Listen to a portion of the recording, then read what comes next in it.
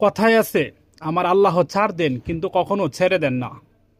বিগত 25 সালের আগে আমরা দেখেছি একটি দল, নির্ধারিত একটি দল, যে দলটি ওলামায়ে কেরামদের উপরে এত পরিমাণ অত্যাচার করেছে, যে অত্যাচার সহ্য করতে না পেরে অনেক ওলামায়ে কেরাম জীবন দিয়েছে।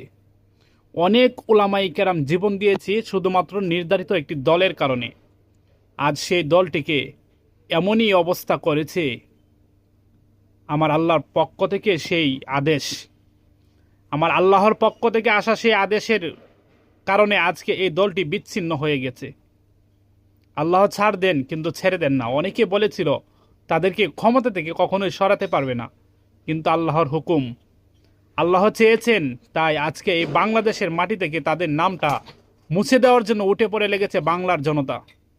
অলরেডি তাদের নাম মুছে গিয়েছে। আজকে যে রায়টা দিয়েছে আদালত থেকে, আজকে যে রায়টা দিয়েছে সেই রায়টার জন্য আজকে আবারও সেই জুলাই গণঅভ্যুত্থানের ছাত্র জনতা আবারও মাঠে নেমেছে। কেন নেমেছে জানেন?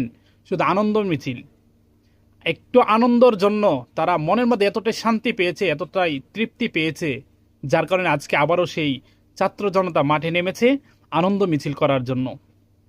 আজকে সেই স্বৈরাচারের পতনের দিন।